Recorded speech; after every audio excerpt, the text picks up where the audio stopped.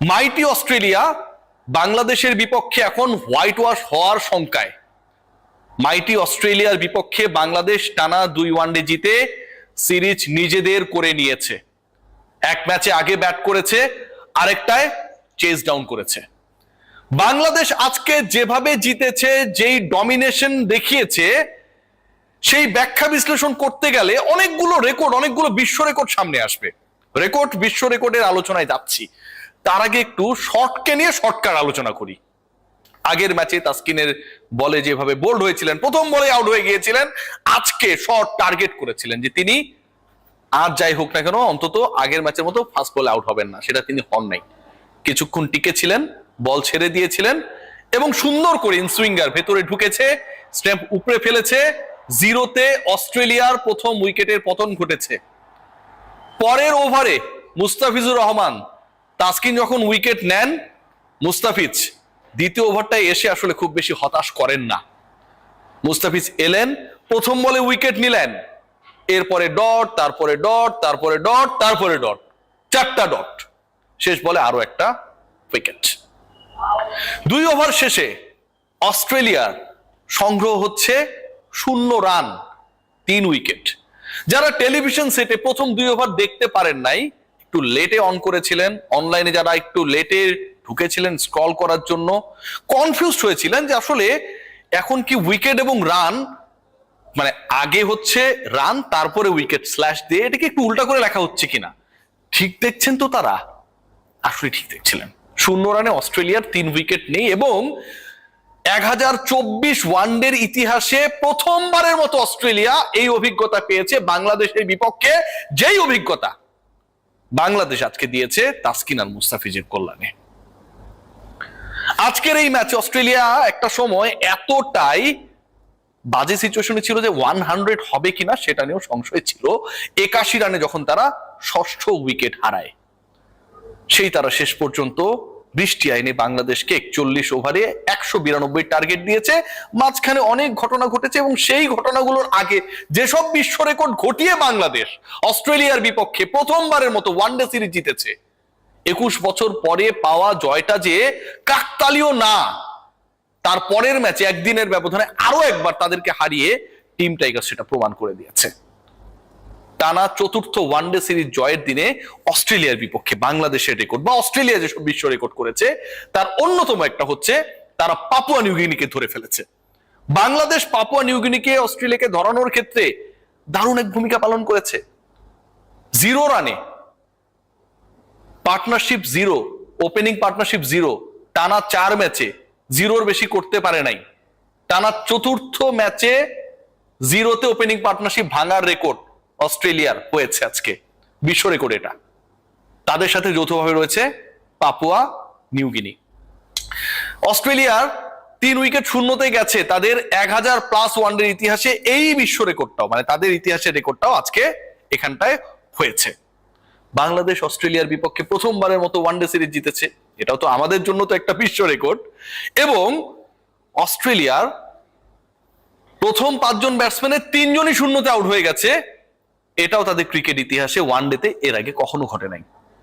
বাংলাদেশ কতটা দুরন্ত, দুর্দান্ত, অবিস্মরণীয় ক্রিকেট মিরপুরের হোম অফ ক্রিকেটে ডিসপ্লে করেছে, আমার কাছে মনে হয় এই ছোট ছোট পরিসংখ্যানগুলো সেগুলোকে, সেই ইতিহাসকে ইন্ডিকেট করে। বাংলাদেশ আজকে এই ম্যাচটায় আমার কাছে মনে হয় বাংলাদেশের বোলিং ডিপার্টমেন্ট যেভাবে শুরুতে চাপ ক্রিয়েট করেছে এবং শেষে তাদেরকে দ্রুত 8 উইকেট ফেলার ক্ষেত্রে ভূমিকা পালন করেছে, সেখানটা লিডিং ফ্রম দ্য ফ্রন্ট আমার কাছে মনে হয় তাসকিন আহমেদ। আগের ম্যাচে প্রথম বলেই শটকে আউট করে দিয়েছিলেন, এই ম্যাচে শটের ফলোয়ার হয়ে গিয়েছিলেন পরের 2 ব্যাটসম্যান এবং তারাও কিন্তু ওই একই কাজ করেছেন, শূন্যতে আউট হয়ে গেছেন। তাসকিন আহমেদ আজকেও একই কাজ করেছেন। তবে যখন ওই 103 রানে পার্টনারশিপটা হলো 7ম উইকেটে, যখন Bangladesh ultimately under pressure, Australian partnership যে কোনো দলের বিপক্ষে এসে প্রেসার ক্রিয়েট করে, ঠিক তখন টানা 2 বলে 2 উইকেট নিয়ে তাসকিন আবারও যেন বাংলাদেশের মোমেন্টামটা ফিরিয়ে আনলেন। যদি সেই ঘটনা না ঘটতো, তাদের ওই সময়ের স্কোরটা যদি 8 উইকেটের জায়গায় 6 উইকেটে হতো, বাংলাদেশের ডিএল মেথডে 41 ওভারে টার্গেট হতো 220 থেকে 30 রানের কাছাকাছি। And that could be more riskier for Team Tigers to chase. সেটা হতে দেন নাই। ব্যাটিং ডিপার্টমেন্টে যদি খেয়াল করি যে বাংলাদেশ যখন ওই রানটা চেস করতে গেল, বাংলাদেশের তানজিদ হাসান তামিম দ্বিতীয় বলে আউট হয়ে গেলেন। Just we were following the Australian batting department, they also lost their first wicket on 0। সেই কাজটা করতে গিয়ে তানজিদ তামিম ফিরে গেলেন, শূন্যতে বাংলাদেশের প্রথম উইকেট নেই। এরপরে কি হতে পারে, ওভারকাস্ট সিচুয়েশন, আগে বৃষ্টি হয়েছে, এবং যখন তারা বল করতে এলেন অজি পেসাররা যেন মানে সাব লুডু খেলছে, ডানে বামে বল সুইং করছে। বাংলাদেশ পারবে তো, 86 রানের পার্টনারশিপ। সৌম্য সরকার, এই সরকারটা হচ্ছে পৃথিবীর সবচেয়ে আমার কাছে মনে হয় দুর্ভাগা সরকার। কখন আসে কখন যায় কোনো ঠিক নাই, কোনো এস্টাবলিশমেন্ট নাই। থাকে না সরকার আসে 4 বছর 5 বছর থাকে অন্তত, সৌম্য সরকার আসলে বাংলাদেশ দলে কখন আসে কখন যায়।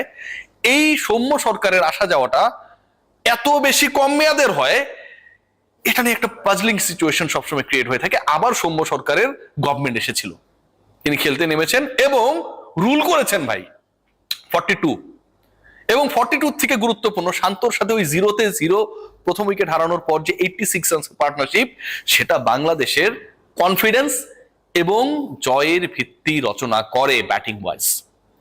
এরপরে তারা দুজনই 42 এবং 41 আউট হয়ে গেছেন। লিটন কুমার দাস আরো একবার সুন্দর শুরু করে শেষ পর্যন্ত হালকা লাফিয়ে ওঠা বলে উইকেট বিলিয়ে এসেছেন। অনেক ধরনের হতাশা ছিল, অপ্রাপ্তি ছিল, কিন্তু end of the day Towhid Hridoy finish করেছেন। মেহেদী হাসান মিরাজের মাথায় বল লাগার পরে মাঠে বমি করেছিলেন, বাট শেষ পর্যন্ত হার মানেননি, আবারও ব্যাক করে গেছেন ইনিংসটাকে শেষ করার জন্য। মিরাজকে নিয়ে আমি ক্রিটিসাইজ করবো আমার পরের কন্টেন্টে, এই কন্টেন্টে সেই আলোচনাটা করছি না। কিন্তু এন্ড অফ দ্য ডে যে রোলটাই আসলে মিরাজকে আমরা সেই সময় এক্সপেক্ট করছিলাম, after losing 5th wicket he played the same role. Towhid Hridoy যেভাবে ফিনিশ করেছেন, শান্ত যেভাবে ব্যাক টু ব্যাক ইনিংসে বাংলাদেশকে চাপ মুক্ত করার ক্ষেত্রে একটা বড় রোল প্লে করেছেন, সৌম্য সরকার যেভাবে অনেকদিন পর আবার সরকার গঠন করার পর টিকে থাকার চেষ্টা করেছেন এবং আস্কিং রান রেটকে বাংলাদেশের নাগালের মধ্যে রাখার জন্য একটা ভূমিকা পালন করেছেন, মুস্তাফিজ যেভাবে ডেলিভার করেছেন, যেভাবে 3টা উইকেট প্রথম ম্যাচে নেয়ার পর এই ম্যাচেও 3টা নিয়ে নিয়েছেন, তাতে শুধু একটা কথাই বলতে হবে, সারা রাত নাহিদ রানা পড়ার পর, ঘুমাতে যাবার আগে, ঘুম থেকে ওঠার পর, নাহিদ রানা পড়ার পর, যখন পরীক্ষায় আসে তাসকিন এবং মুস্তাফিজ, তখন আসলে কিছুই করার থাকে না। আর হোম অফ ক্রিকেটে বাংলাদেশ যেদিন খেলে সেদিন বাকি সবাই দর্শক। অস্ট্রেলিয়া বলেছিল না নরেন্দ্র মোদী স্টেডিয়ামে বিশ্বকাপ ফাইনাল জেতার আগ মুহূর্তে যে আসলে আমরা এখানকার 1 লাখ মানুষ যেন চুপচাপ থাকে, সেই কাজটা আমরা করব। বাংলাদেশ দল এই মিরপুরের হোম অফ ক্রিকেটের 25 থেকে 26 হাজার মানুষ যেন গলা ফাটিয়ে চিৎকার করতে পারে, সেটা এনশিওর করার জন্য সবকিছু করেছে। পঞ্চপাণ্ডবের যুগেও যেই কাজ টিম টাইগার্স করতে পারে নাই, এই অসাধারণ দলটা, অদম্য দলটা, সাহসী দলটা, অকুত ভয় বাংলাদেশ সেই কাজ করেছে। টানা 4টা ওয়ানডে সিরিজ জিতেছে, West Indies, Pakistan, New Zealand, Australia. বিশ্বকাপ জেতা দলের বিপক্ষে বিশ্ব মঞ্চ কাঁপিয়ে যেই পারফরমেন্স, 21 বছর পর প্রথম ওয়ানডে জয়ের পর বাংলাদেশ যেভাবে পরের ম্যাচটাও জিতে সিরিজ নিজেদের করে নেয়, যেভাবে অস্ট্রেলিয়াকে তাদের ক্রিকেট ইতিহাসে লজ্জায় লজ্জিত করে 0 রানে 3 উইকেট পতন ঘটায়, যেভাবে পাপুয়া নিউগিনির সাথে 0-তে উইকেট হারানোর রেকর্ডের ভাগিদার বানিয়ে দেয়। পাশে যখন লেখা থাকবে, লেখা থাকে, লেখা থাকতে হবে অস্ট্রেলিয়া এই রেকর্ডের মালিক এবং অপোনেন্ট BANGLADESH বাংলাদেশ, এর থেকে গর্বের আনন্দের ব্যাপার আর কি হতে পারে।